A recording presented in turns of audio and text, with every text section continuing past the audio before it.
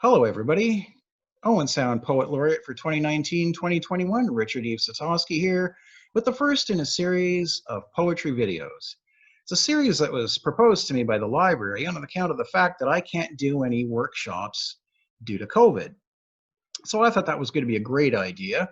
And I'd like to begin this series with a topic that I think we should get out of the way first of all. Why are people so afraid of poetry? What is it that puts us off?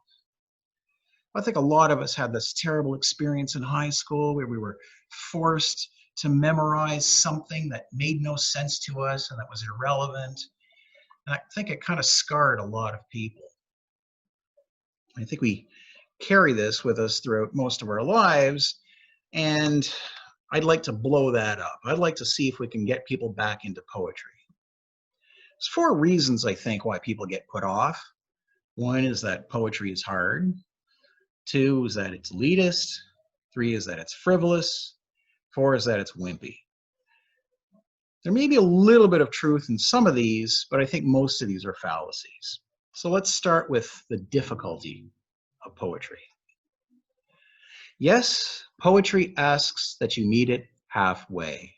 And yes, poetry asks that you bring with it a certain amount of cultural baggage with you. But that's nothing to be afraid of. Sometimes we need to bring ourselves more than halfway to the poem. But as we get accustomed to poetry, we'll find that this process gets a lot easier. And as our general knowledge increases, you're going to find that your ability to appreciate a poem increases as well. Now, some of it is formal. A lot of times the form of poetry is going to scare us off. And I've got as an example a sestina, which is a bit of a Rubik's Cube of a pattern.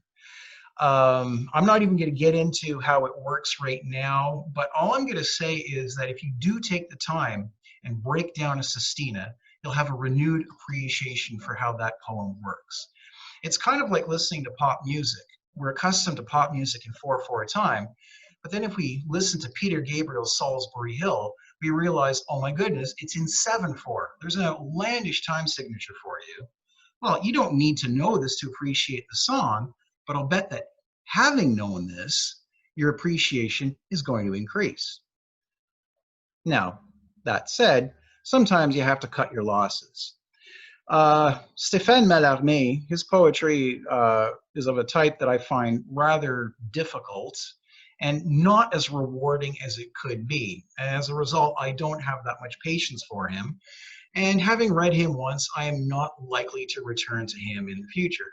But there's no shame in that.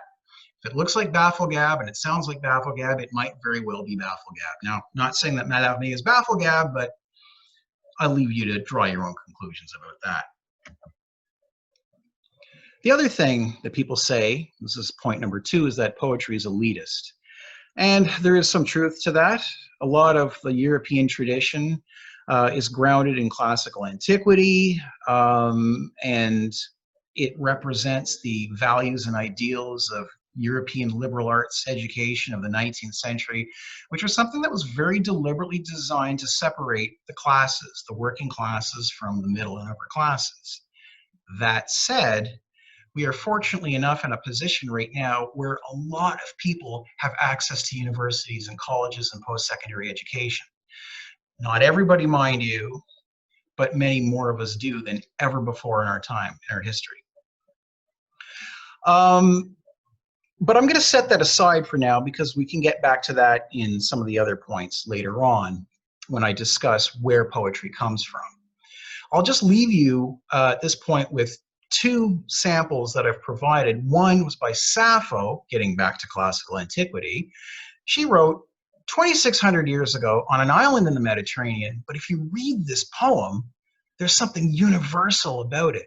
Almost anybody can appreciate what she was going through when she wrote this. So a lot of poetry is universal and can be appreciated by darn near anybody.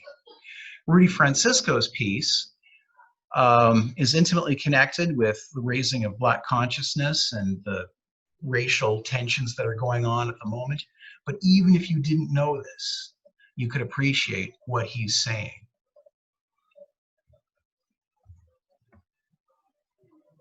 So much of poetry is, in fact, anchored in our day-to-day lives. Mark Smith invented slam poetry, or he didn't so much invent it, but he popularized it. He first held the first slam evening in Chicago in 1984. He was a construction worker. Phil Oakes, the legendary protest singer, was intimately connected with the labor movement. And to take a non-political example, Ruby Carr has basically, I'm not going to say created, but she's perfecting Instagram poetry. So she's using social media platforms, not just as a mode of operation, but to create an entire new way of approaching and popularizing poetry. And these three examples are all indications of how poetry is anchored in our day-to-day lives. The other thing that people say is that poetry is frivolous. It's all wandering lonely as a cloud and odes on Grecian urns and things like that, which is one of the reasons why I've got a Grecian urn here. And that may seem to be the case if your experience of poetry is dropping love notes in lockers in high school, which is what I did, and it didn't turn out well. But are you going to call movie Goodfellas frivolous? It deals with themes that are universal, of revenge, of murder, bloodshed, dynastic shenanigans. Well, the same thing can be said of Greek tragedy.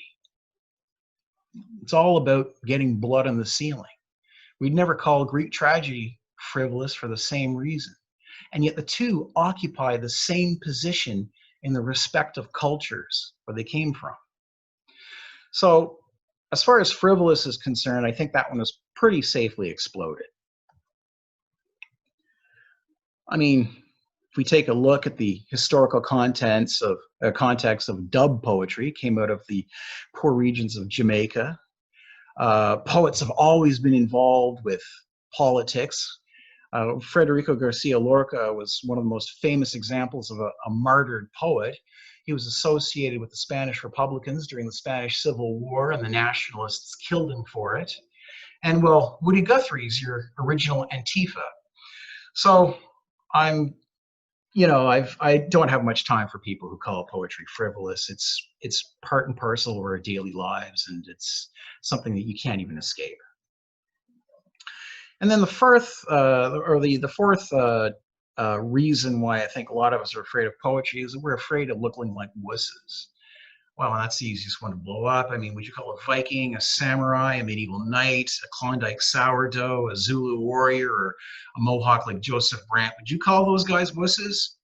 I think not. And yet, all of these people have had poetry at the tips of their tongues. These people all come from strong oral and literary traditions where poetry was part of the lifeblood of the nations. So there you have it.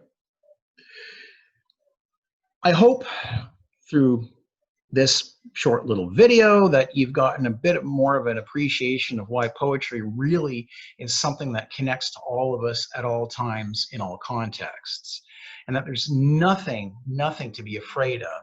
It's just a matter of making just a little bit of effort to bring yourself to the poem. If you've got a good general knowledge and cultural background, which I urge everybody to acquire, you're going to get a lot out of it. And it's not something that you have to go to university to appreciate. So I'd like to thank you for following along today with this. And I'd like to express my acknowledgements to David Medill, CFP of BMO Nesbitt Burns, and the former library CEO, Andrew Armitage, for the generous support of the Poet Laureate program. Thanks a lot, and see you next time. Bye-bye.